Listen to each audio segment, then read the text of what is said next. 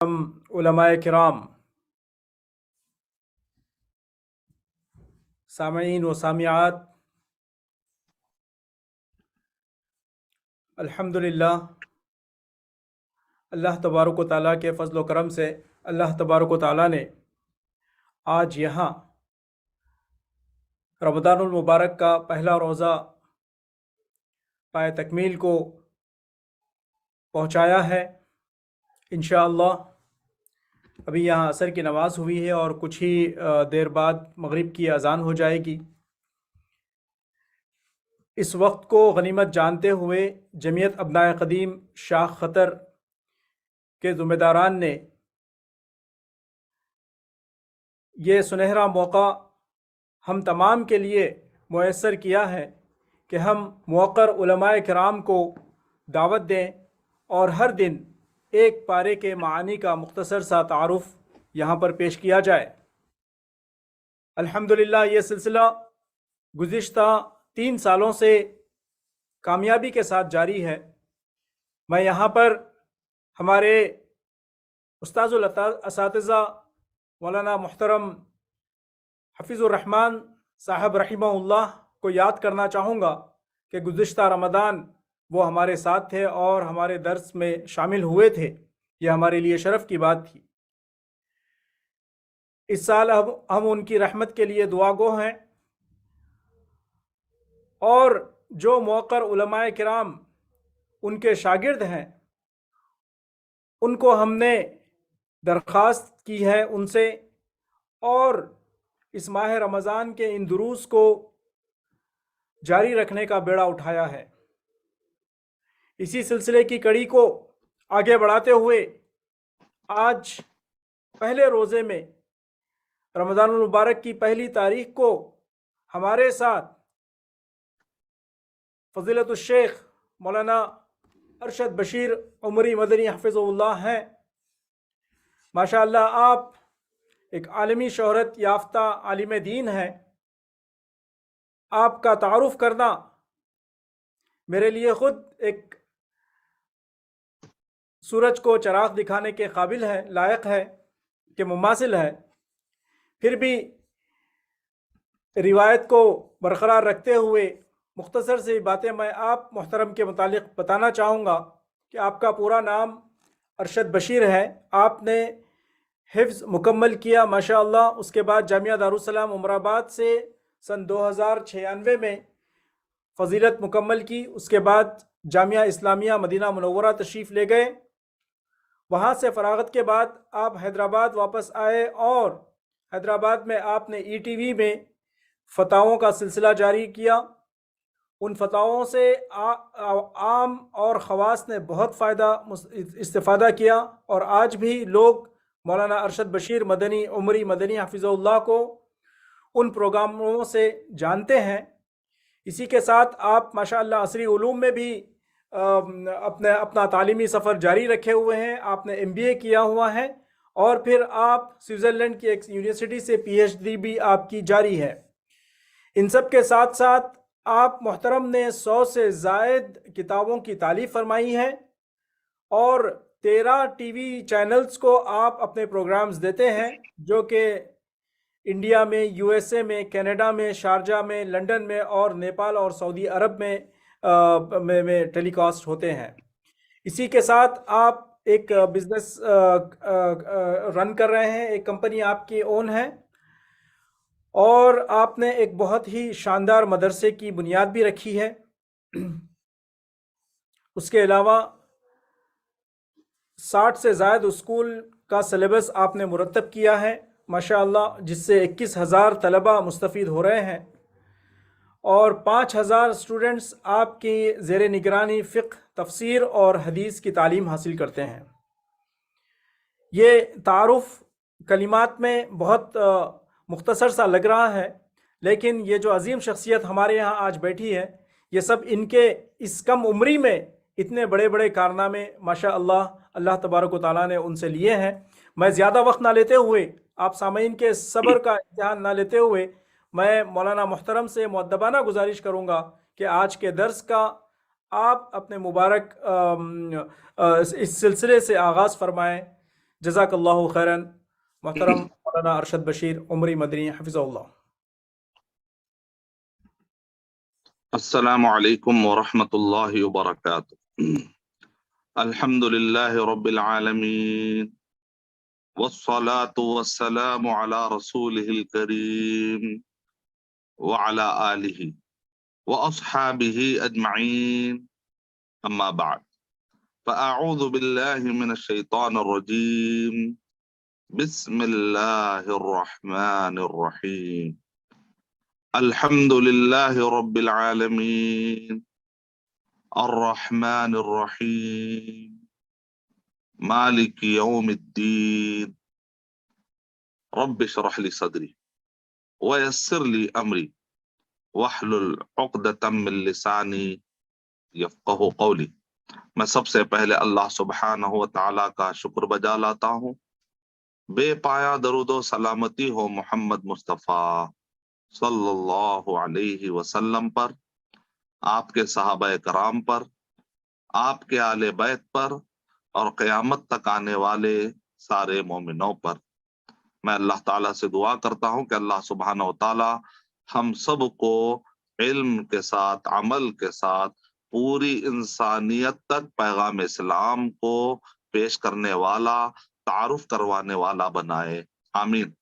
और मैं अल्लाह सुब्हानहू व तआला के हम्द व सना के बाद शुक्रिया अदा करता हूँ अबनाए कदीम उमरा जामिया दारुस्सलाम उमराबाद के अबनाए कदीम शाख खतर के सारे जिम्मेदारान और इसी तरीके से मुमिद्दीन और मुआविनीन का मैं शुक्रिया अदा करता हूँ कि जिनकी रातों दिन की मेहनतों से अल्हम्दुलिल्लाह कुरान मजीद की और सही अहादीस की और कुतुब इस्लामिया की खिदमत जारी और सारी है, और साल भर गुना गु मसरूफियात से वो उम्मत को फायदा पहुंचा रहे हैं। अल्लाह ताला उन सब भाइयों की मेहनतों को अल्लाह कबूल फरमाए।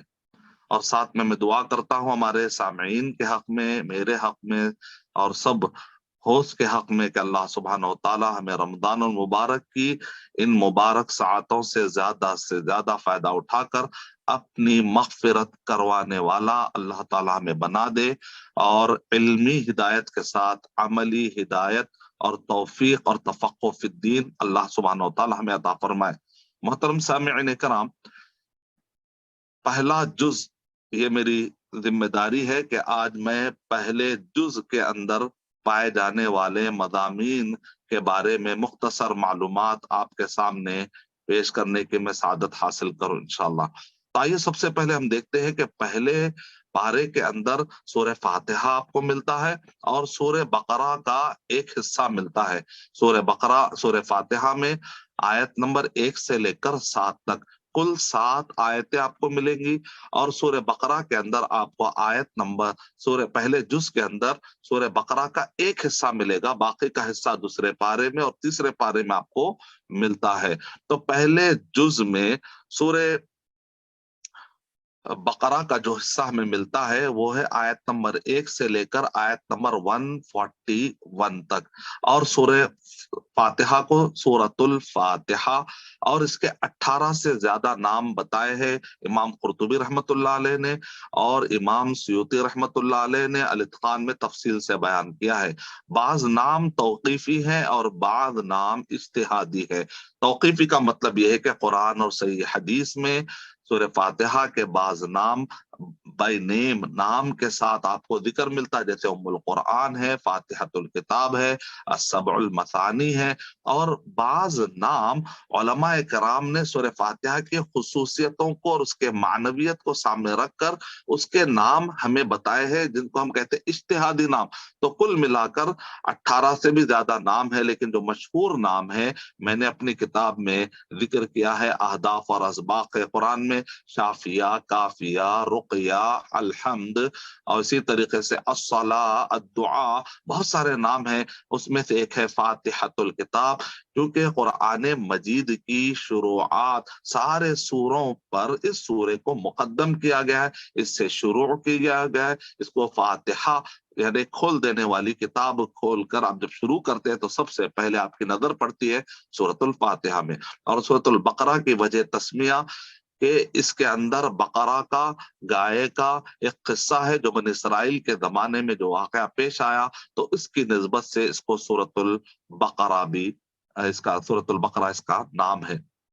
اور اگر ہم ترتیب نزول کے اعتبار سے اگر ہم بات کریں گے تو سورہ فاتحہ کے بارے میں بعض مفسرین کی رائے ہے کہ یہ مکی سورہ ہے، بعض مفسرین کی رائے ہے کہ یہ مدنی سورہ ہے، اور بعض مفسرین یہ کہتے ہیں کہ یہ سورت 2 مرتبہ نازل ہوئی، یعنی مکے میں بھی نازل ہوئی ہے اور مدینے میں بھی نازل ہوئی ہے۔ تو ان کی تحقیق اور ان کے اس قول کے مطابق یہ سورہ مکی بھی ہے اور مدنی بھی ہے۔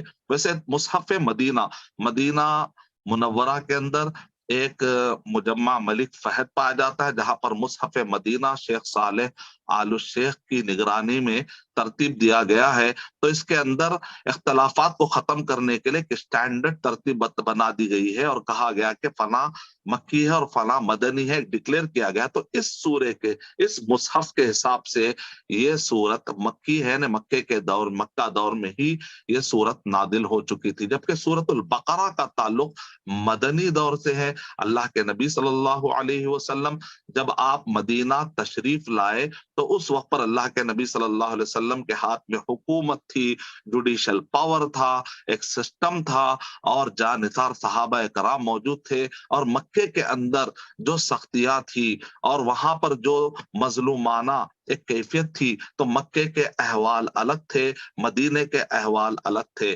مکے کے اندر مدعو اور وہاں کا مد مقابل کفار قریش 360 بتوں کی پوجا کرنے والا وہ الگ تھا۔ مدینے کے اندر یہودی آپ کو ملیں گے، نصارہ کے کچھ قافلے آنے جانے والے ملیں گے، منافقین کا یہاں پر ایک آپ کو ذکر ملے گا، اور انصار اور مہاجرین کے میں سے جان نثار صحابہ کرام کا تذکرے، معطر تذکرہ آپ کو یہاں پر ملے گا۔ تو آپ کو احوال کو بھی سامنے رکھنا ہے، حالات کو بھی سامنے رکھنا ہے، طاقتوں کو بھی سامنے رکھنا ہے، افراد کو بھی سامنے رکھنا ہے، مدعو کو بھی سامنے رکھنا ہے، تب جا کر قرآن مجید کے مکی اور مدنی صورتوں کا آپ کو بیک گراؤنڈ سمجھ میں آ جائے گا۔ اسی طریقے سے شیخ ابن عثیمین رحمۃ اللہ علیہ نے ارشاد فرمایا کہ مکی اور مدنی صورتوں میں نہ صرف موضوعات کا فرق ہے بلکہ اسلوب کا بھی فرق ہے۔ مکے کے اندر جو صورت نازل ہوئی ہے اس کے الفاظ، وہ کلمات،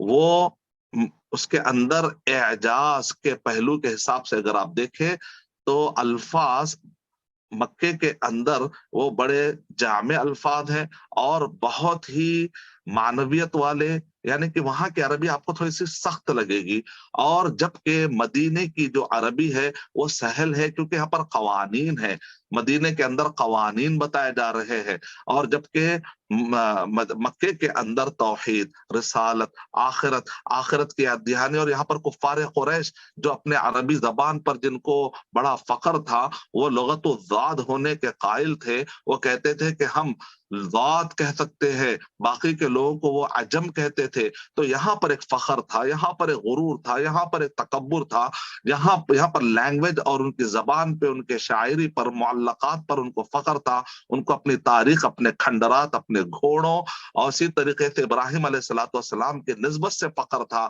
اور یہاں پر مدینے کے اندر یہودیوں کو اور عیسائیوں کو، ان کو اہل کتاب ہونے پر ان کو ناز تھا، ان کو اپنی تاریخ اور کتاب دانی اور علم کی وجہ سے ان کو اپنے اوپر ناز تھا۔ تو دونوں کے اسلوب میں بھی آپ کو فرق نظر آئے گا، مکی صورتوں میں اور مدنی صورتوں میں۔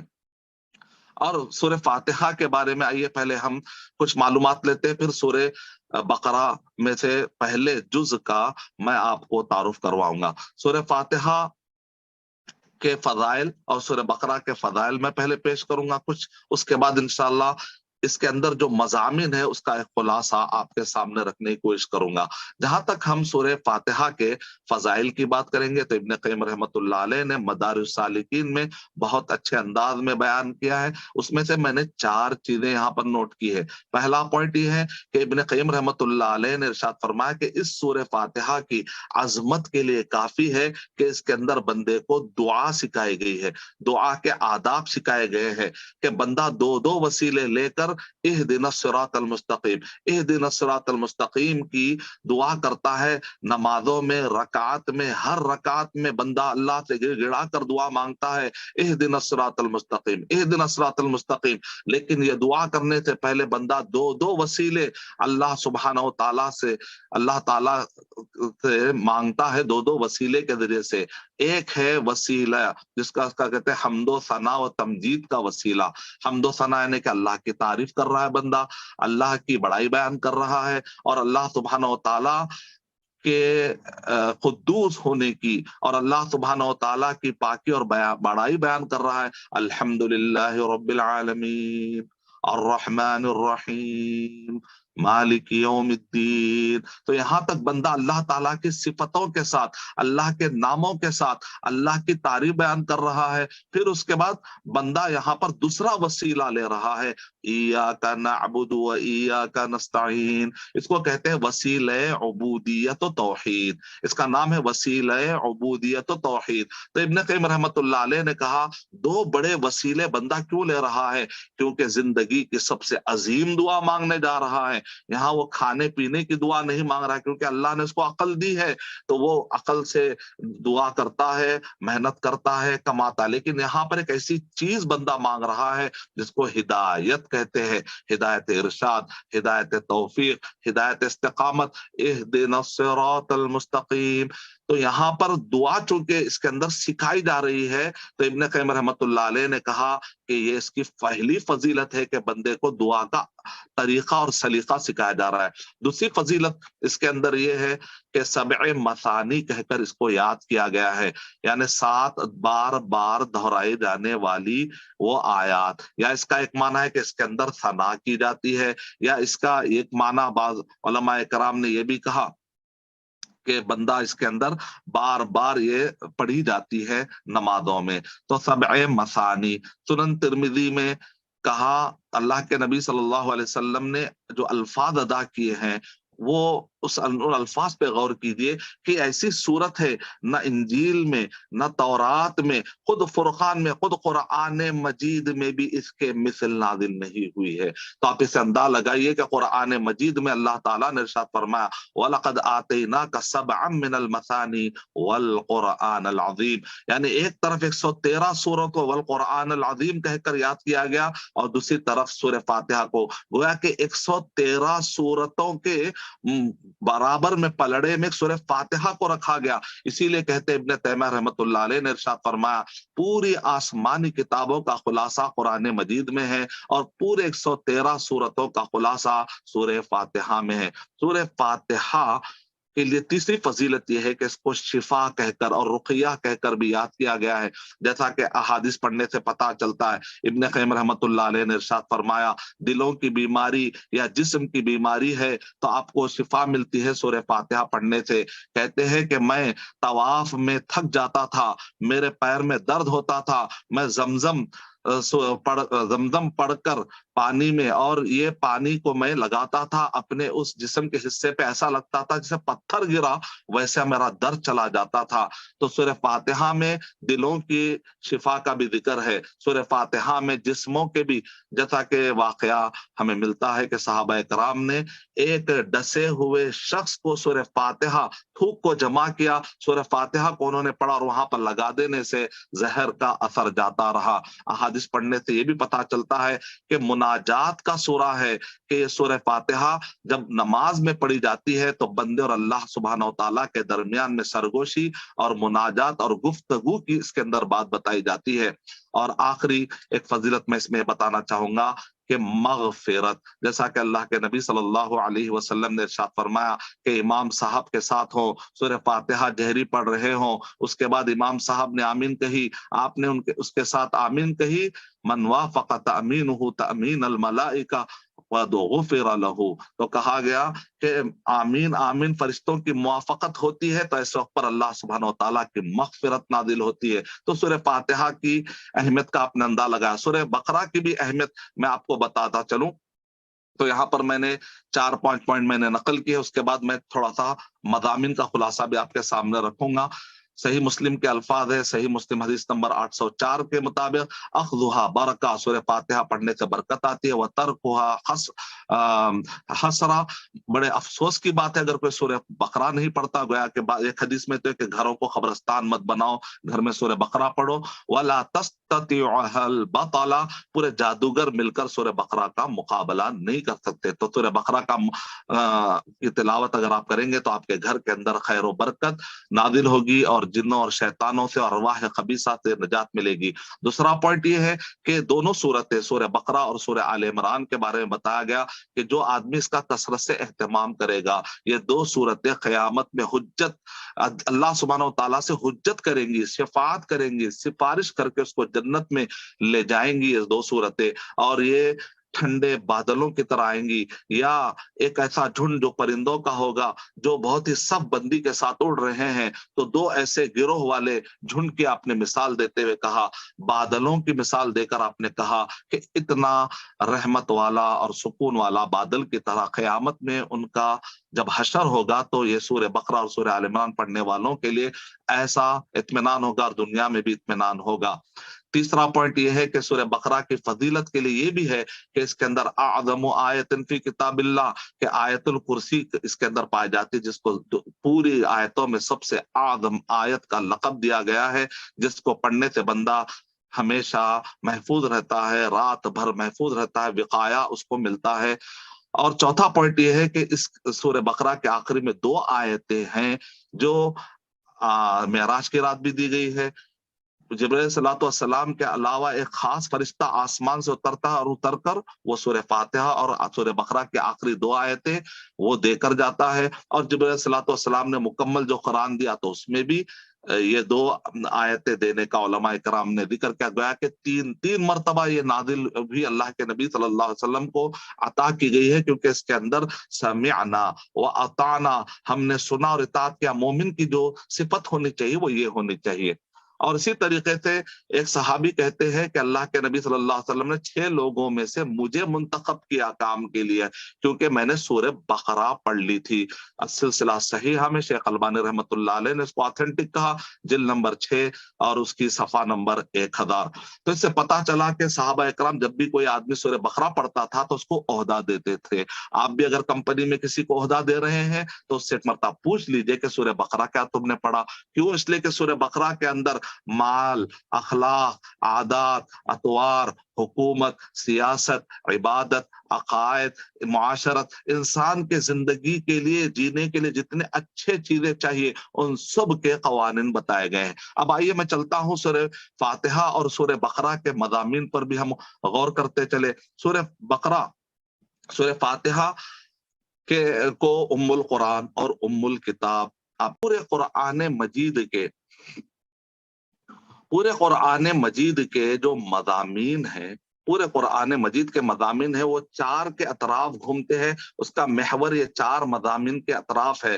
نمبر 1 عقائد، نمبر 2 عبادات، نمبر 3 طرز زندگی، نمبر 4 نیک اور بد کے کردار اور ان کا انجام. اگر آپ عقائد کی بات کریں گے، الحمدللہ رب العالمین الرحمن الرحیم مالک یوم الدین. عبادت کی اگر آپ بات کریں گے، ایاک نعبد و ایاک نستعین. طرز زندگی کی اگر آپ بات کریں گے، لائف سٹائل کیسے گزارنا ہے، اہدنا الصراط المستقیم. اور اگر آپ کو اچھے لوگوں کے راستے پر چلنا ہے، صراط الذین انعمت علیہم. اور آپ کو برے لوگوں کے راستے پر نہیں چلنا ہے، غیر المغضوب علیہم ولا الضالین. اور امام سیوطی رحمۃ اللہ علیہ نے سورۃ الفاتحہ کو براءۃ الاستہلال کا لقب دیا، حسن آغاز. تو کچھ سورہ فاتحہ کے اندر اگر آپ غور کر کے دیکھیں گے تو سورہ فاتحہ میں مشہور 5 سوالات کے جواب ہے. میں کون ہوں؟ سارے غیر مسلم کو بھی سوالات آتے ہیں، میں کون ہوں، میرا نام ہے، میں عبداللہ ہوں، ایاک نعبد و ایاک نستعین، میں اللہ کا بندہ ہوں. مجھے کس نے پیدا کیا؟ الحمدللہ رب العالمین. مجھے مرنے کے بعد کیا کہاں جانا ہے، میرا حساب و کتاب ہوگا کیا؟ مالک یوم الدین. مجھے کیا کرنا ہے؟ اہدنا الصراط المستقیم. مجھے کیا نہیں کرنا ہے؟ غیر المغضوب علیہم ولا الضالین. تو یہ 5 جو اہم سوالات ہیں کہ دنیا میں آ کر میرا مقصد کیا ہے، یہ 5 پورے سوالات کے جوابات سورہ فاتحہ میں ہمیں ملتے ہیں۔ اس کے اندر غور کریے آپ، اہدنا الصراط المستقیم میں ہدایت ارشاد اور ہدایت توفیق، یعنی علمی ہدایت اور عملی ہدایت دونوں کے لیے بندہ دعا کر رہا ہے۔ اور آگے ربنا لا تزغ قلوبنا بعد اذ هديتنا وهب لنا من لدنك رحمة انك انت الوهاب، وہاں پر ہدایت استقامت یعنی مرتے دم تک کے لیے بندہ جو دعا کرتا ہے، قرآن مجید میں دونوں بھی دعائیں سکھائی گئی ہیں۔ کیونکہ ہم کو معلوم ہے کہ جھوٹ بولنا غلط ہے، لیکن پھر بھی ہم جھوٹ بولتے ہیں، اس کا مطلب علم ملا، عمل کی توفیق نہیں ملی۔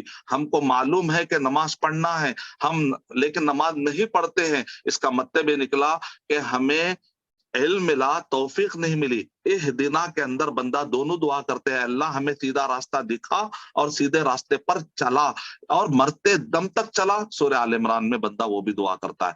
تو سورہ فاتحہ کے اندر صراط مستقیم بندہ مانگتا ہے، تو ایک سورہ کا آنے والے سورہ سے بڑا گہرا تعلق ہوتا ہے۔ تو سورہ بقرہ کے اندر بندہ کہہ رہا ہے اہدنا، ہدایت دے اے اللہ، ہدایت دے۔ تو سورہ بقرہ کے اندر بتایا بندے ہدایت ہے تیرے پاس، ہدی المتقین، یہ وہ کتاب ہے جس کے اندر کوئی شک کی گنجائش نہیں ہے، یہ متقیوں کو ہدایت دینے والی ہے۔ تو یہاں پر بندے نے صراط مستقیم مانگا، کہا صراط مستقیم سے ہٹنے والوں سے اے اللہ سبحانہ و تعالیٰ تو مجھے بچا۔ تو یہاں پر اللہ سبحانہ و تعالیٰ نے سورہ، یعنی اگر آدمی مغضوب پر غور کرے گا، بھٹکنے والوں کی یہاں پر 2 صفتیں بتائی جا رہی ہے کہ مغضوب اور ضالین، یعنی مغضوب سے مراد یہود اور ضالین سے مراد نصارہ۔ تو کہتے ہیں اگر آپ کو مغضوب سمجھنا ہے تو سورہ بقرہ کے اندر یہودیوں کا تذکرہ ہے، پھر اسی طرح سورہ آل عمران میں عیسائیوں کا تذکرہ ہے، سورہ نساء کے اندر پھر یہودیوں کا ذکر ہے، سورہ مائدہ میں پھر اگین عیسائیوں کا ذکر ہے۔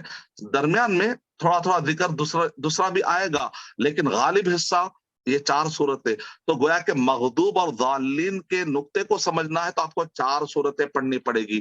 تو اس لحاظ سے ہم چلتے ہیں ابھی ہم سورہ بقرہ کی طرف۔ سورہ بقرہ کو جیسا کہ میں نے کہا آیت نمبر 1 سے لے کر آیت نمبر 141 میں، یہ پہلے جز کو علماء کرام نے 5 یونٹ میں تقسیم کیا ہے، جس کو ہم کہتے ہیں مقاطع۔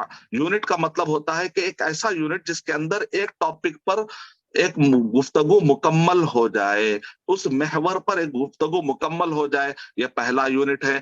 آیت نمبر 1 سے لے کر آیت نمبر 39 تک یونٹ 1 ہے، آیت نمبر 39 سے لے کر آیت نمبر 48 تک یونٹ 2 ہے، آیت نمبر 48 سے آیت نمبر 73 تک یونٹ 3 ہے، آیت نمبر 73 سے آیت نمبر 123 تک یہ یونٹ 4 ہے، اور آیت نمبر 123 سے 141 تک یہ یونٹ 5 ہے۔ تو یہ 5 یونٹ میں ہے۔ اگر ہم پہلے یونٹ کی بات کریں تو پہلے یونٹ میں بتایا جا رہا ہے کہ قرآن مجید نازل ہوتے ہی انسانوں کے ہمیں 3 رویے ملتے ہیں۔ قرآن مجید کی تعلیمات کو لے کر انسانوں کے 3 رویے ملتے ہیں، کوئی متقی بن گیا، کوئی کافر بن گیا، کوئی منافق بن گیا۔ تو یہاں پر ہم کو تعلیم دی جا رہی ہے، قرآن مجید کے پڑھنے والے کو خبردار کیا جا رہا ہے، چوکنا رہنا، شیطان کہیں تمہیں کافروں کے گروہ میں یا منافقین کے گروہ میں نہ دھکیل دے، بلکہ تم متقیوں والے راستے کو اپناؤ۔ وہاں پر کہا صراط الذین انعمت علیہم، اور یہاں پر متقین کہہ کر مزید وضاحت کی جا رہی۔ ہر سورے کا آپس میں بڑا گہرا تعلق ہوتا ہے۔ شیخ ابن عثیمین رحمۃ اللہ علیہ نے فرمایا سورہ بقرہ کے شروع میں متقیوں کی 6 صفتیں بتائی گئی ہیں، لیکن قرآن مجید میں نے تلاش کیا تو مجھے 200 صفتیں ملی۔ اللہ اکبر۔ سورہ مومنون پڑھ لیجئے، سورہ معارج پڑھ لیجئے، متقیوں کی صفتیں ہیں۔ ان صفتوں کو اپنانا ہے، ان صفتوں کو اپنے زندگیوں میں لانا ہے۔ متقی بنیں گے تو فائدہ کیا نکلے گا؟ قرآن مجید کی ہدایت ملے گی، اور متقی اگر نہیں بنیں گے تو پھر قرآن مجید کی ہدایت سے محروم ہو جائیں گے۔ قرآن مجید تو اورینٹلسٹ بھی پڑھتے ہیں، قرآن مجید تو دشمنان اسلام بھی پڑھتے ہیں، بھٹکے ہوئے فرقے بھی پڑھتے ہیں، لیکن ہدایت نہیں ملتی۔ ہدایت کس کو ملتی ہے؟ جو اپنے اندر تقویٰ کی کیفیت، تقوی کا مطلب ہوتا ہے کہ اللہ کے فرما برداری کرتے ہوئے، اللہ کے نافرمانیوں سے بچتے ہوئے، اپنے لیے اپنے اعمال ایمان اور عمل کو اس دنیا میں بچا کر لے کر جانا، اس کو کہتے ہیں کہ آپ نے تقوی اختیار کیا، یعنی اللہ سبحانہ و تعالیٰ کے نافرمانیوں سے بچنا اور اللہ سبحانہ و تعالیٰ کی اطاعت میں لگا دینا۔ تو یہ ہے اس کا مختصر معنی۔ تو سورہ بقرہ کے شروع میں جیسے قرآن میں نازل ہوا تو ہمیں 3 رویے مل گئے، متقی، کافر اور اسی طرح منافقوں کے۔ تو بتایا جا رہا ہے کہ یہ کوئی عجیب بات نہیں ہے۔ آدم علیہ السلام کو بھی جب اللہ تعالیٰ نے پیدا کیا تھا تو اس وقت پر بھی کچھ رویے دیکھنے میں آئے ہیں۔ اس میں سے ایک رویہ آپ کو ملتا ہے کہ آدم علیہ السلام کو جب فرشتوں نے سوالات کیے، اور وہاں پر یہ بتا کہ ابلیس کا وہاں پر رویہ بتایا گیا۔ آدم علیہ السلام سے بھی چوک ہوئی، لیکن ہوا کیا، فرشتے اور آدم علیہ السلام چوک کرنے کے بعد رجوع کرتے ہیں، لیکن ابلیس رجوع نہیں کر رہا۔ تو بتایا جا رہا ہے کہ دیکھو تم رجوع کرنے والے بنو۔ تو آیت پہلی یونٹ کے اندر آپ دیکھتے ہیں تو یہ نہ صرف قرآن مجید کا ذکر ہے بلکہ اس کے پیغام کا بھی ذکر ہے، وہ ہے توحید، رسالت، آخرت۔ 21، 22 اور 23 اگر سورہ بقرہ کے آیت نمبر 21 سے 25 پہ غور کریں گے، آپ کو توحید، رسالت، آخرت، یعنی مکی صورتوں کا جو مضمون ہے وہ بتایا جا رہا، توحید، رسالت، آخرت۔ اور اس کے بعد یونٹ نمبر 2 میں آپ جاتے ہیں تو وہاں پر ہے آیت نمبر 39 سے لے کر 48 میں کہ ابلیس کی انڈیویجل مثال دی جا رہی تھی۔ اب یہاں پر بحثیت قوم، نافرمانی والی قوم کی ایک مثال دے کر سمجھایا جا رہا ہے کہ دیکھو اے لوگو، تم نہ بنی اسرائیل کے نافرمانوں کی طرح بنو، نہ ابلیس کی روش اختیار کرو۔ اور اس کے بعد یونٹ نمبر 48 سے لے کر 73 تک ماضی کے یہودیوں کا ذکر ہے۔ یونٹ نمبر 73 سے لے کر 123 تک نبی اکرم صلی اللہ علیہ وسلم کے زمانے میں پائے جانے والے یہودیوں کا ذکر ہے۔ ایک آدمی پوچھ سکتا ہے کہ آپ نے 2 یونٹ الگ الگ کیوں بنائے، علماء کرام نے 2 یونٹ الگ الگ کیوں بنائے؟ 48 سے 73 میں بھی یہودیوں کا ذکر ہے، 73 سے لے کر 123 تک بھی یہودیوں کا ذکر ہے۔ تو کہا کہ یہاں پر ماضی کے یہودی اور دوسرے یونٹ میں نبی صلی اللہ علیہ وسلم کے زمانے کے پائے جانے والے یہودی۔ تو کیا ذکر ہوا ہے؟ ان پر جو نعمتیں اس کا ذکر ہوا ہے، ان کے نافرمانیوں کا ذکر ہوا ہے، اور اس نافرمانیوں کی وجہ سے عذاب آئے گا۔ اس میں ہمارے لیے کیا سبق ہے؟ اگر بنی اسرائیل نافرمانی کریں گے اور اللہ کے عہد و پیمان کو پورا نہیں کریں گے تو ان پر عذاب آئے گا۔ تو اے مسلمانوں، کیا تم پر عذاب نہیں آئے گا؟ آج مسلمانوں پر عذاب آ رہا ہے، تو ارے کیوں آ رہا ہے ہم پر عذاب؟ تو پڑھیے سورہ بقرہ سے سبق لیجئے۔ جب بنی اسرائیل نے ہٹ درمی کی، نافرمانیاں کی، تو کیسے ان کو اللہ تعالیٰ نے عذاب چکائے۔ اور آخری یونٹ ہے آیت نمبر 123 سے لے کر 141 تک کہ یہاں پر کامیاب لوگوں کا ذکر کیا جا رہا ہے، ابراہیم علیہ السلام، اسماعیل علیہ السلام، یعنی کہ منزل اسلام کو لے کر چلنے والے کامیاب، نبیوں کے راستے پر چلنے والے کامیاب، اور مبدل اسلام کو بدل کر چلنے والے، چاہے یہود ہو، چاہے نصارہ ہو، یا 72 فرقے ہوں، ان سب کے روش پر مت چلو۔ سورہ بقرہ کے اندر ہمیں یہ بتایا گیا ہے۔ امام رشید رضا رحمت اللہ علیہ کہتے ہیں المنار کے اندر کہ سورہ بقرہ کو 2 حصوں میں بانٹ دو، ایک حصے میں امت دعوت کا ذکر ہے، دوسرے حصے میں امت اجابت کا ذکر ہے۔ سورہ بقرہ کو 2 حصوں میں بانٹ دو، ایک حصے میں تاریخ بتائی جا رہی ہے کہ اہل کون اور نا اہل کون، اور دوسرے حصے بتایا جا رہا ہے کہ وہ اہل بننے کے لیے کیا کیا قوانین پر عمل کرنا ہے۔ کل جو عالم صاحب، پرسوں جو عالم صاحب آپ کے پاس آئیں گے، وہ دوسرے پارے اور تیسرے پارے میں ان قوانین کا ذکر کریں گے۔ میں نے تاریخی پس منظر کھینچا کہ اہل کون اور نا اہل کون، بنی اسرائیل میں نا اہل کون تھے، اور پھر وہ انبیاء کرام کا صحیح راستہ کیا تھا وہ میں نے بتایا۔ 1 منٹ میں تھوڑے سے نافرمانیوں کا ذکر کرتا ہوں کیونکہ درمیان میں میرا 1 منٹ گیا تھا۔ دیکھیں یہاں پر میں نے فہرست بنائی میری کتاب میں، نافرمانیاں 9، نعمتیں 9، اور اللہ کے عذاب کا ذکر ہے۔ نمبر 1 ساری مخلوقات پر فضیلت ملی، نمبر 2 سمندر میں راستے بنا کر فرعون اور اس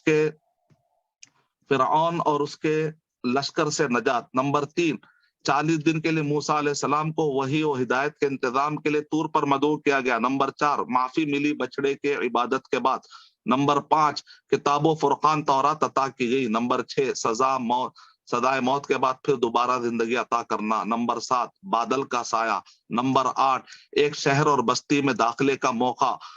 नंबर 9 12 पानी के चश्मों का इंतजाम। नंबर 10 फजल इलाही और रहमत की वजह से बच गए। नंबर 11 गाय को दबा करने के हुक्म में उनके लिए निशानी दिखाई गई और बाद बादल मौत का अकीदा समझाना आसान हुआ। तो ये तो नेमतों का जिक्र हुआ।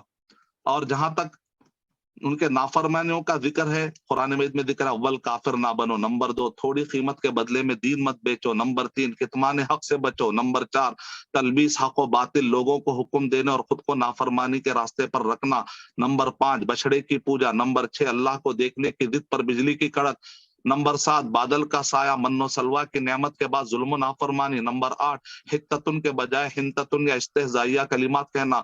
नंबर 9 जमीन में अदम फसाद का हुक्म। नंबर 10 मन्नो सलवा की नेमत पर एतरादात और दुनियावी उगाई वाले मेवे या तरकारियों का मुतालबा और आला के मुकाबले में अदना का मुतालबा। नंबर 11 अहकामात पर अमल करना मुश्किल है और कोहे तूर पहाड़ कर उठाकर समझाया गया।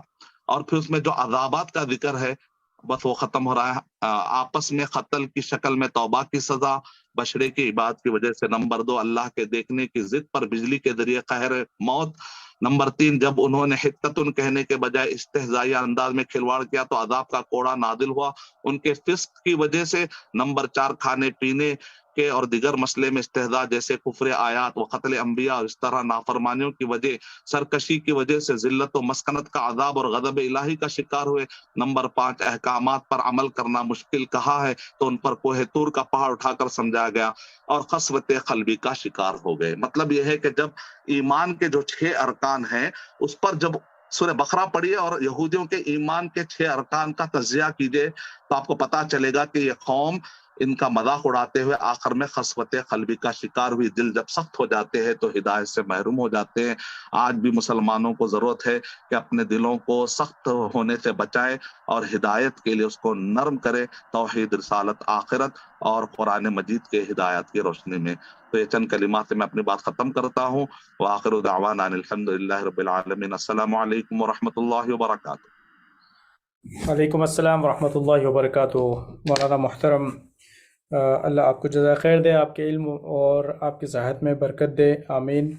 बहुत ही मुख्तसर अंदाज में आपने कुछ मज़ामीन का तारुफ़ पेश किया। यकीनन सामाईन किराम से मैं ये बताना चाहता हूँ कि 40 मिनट में 141 आयतों का खुलासा नहीं बयान किया जा सकता।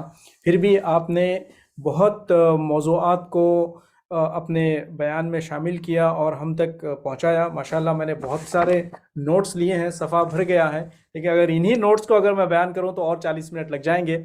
मैं इस दुआ के साथ इस मजलिस को और इस उम्मीद के साथ इख्तिताम की तरफ लेके जाता हूं कि इस मुख्तसर से जो 40 मिनट हमारे उलमाए किराम के आने वाले दिन हैं वो ये पैगाम दे रहे हैं हम सबको कि हम यहाँ से उठने के बाद, इस 40 मिनट की महफिल से उठने के बाद खुद से कुरान खोलें और ये जो मज़ामीन का तारुफ पेश किया गया उसको तफसीलन हम पढ़ने की कोशिश करें।